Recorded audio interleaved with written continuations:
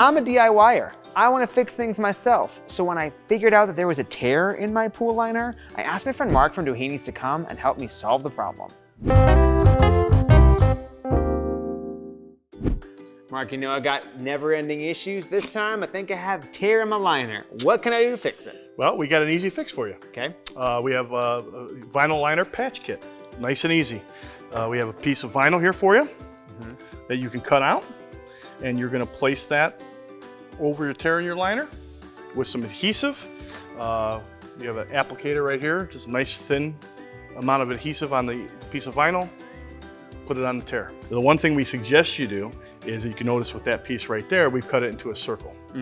And that's important because we don't want to have any corners on the actual patch itself. So that you don't got flick it. and pick Yeah, it it's just too easy. Everybody picks at it, whatever. And then once it starts to go, you know, people are just going to grab it and pull it or whatever.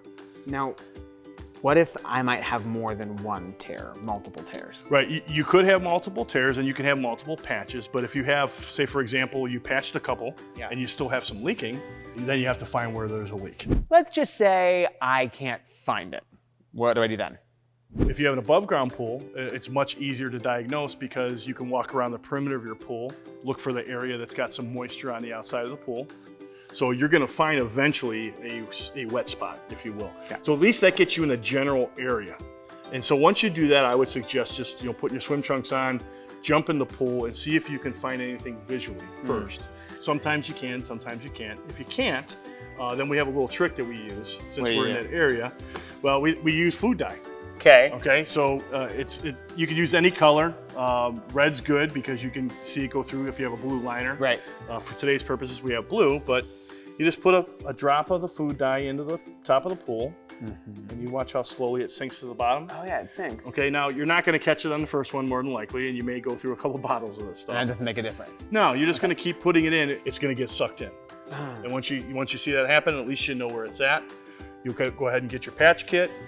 Once again, you're going to make a circular piece.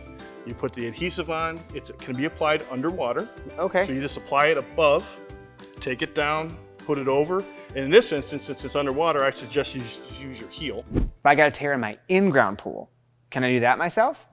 Totally different animal. In-grounds are tough because you don't have any visuals of that Because it's leak. in the ground. Right, exactly. Got it.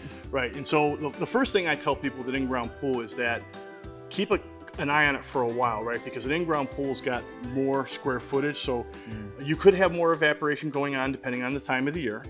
But if you continue to see that water line drop, then you may have a leak.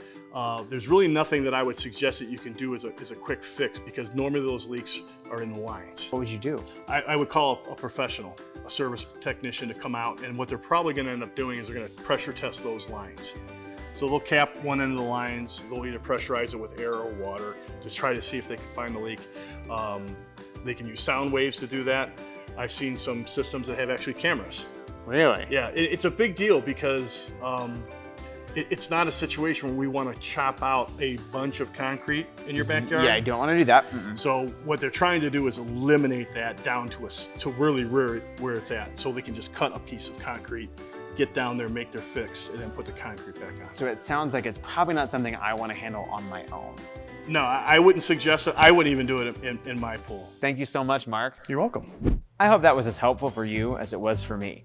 Make sure that you visit Doheny.com for more articles, videos, and everything you need for your pool. Oh, and free shipping.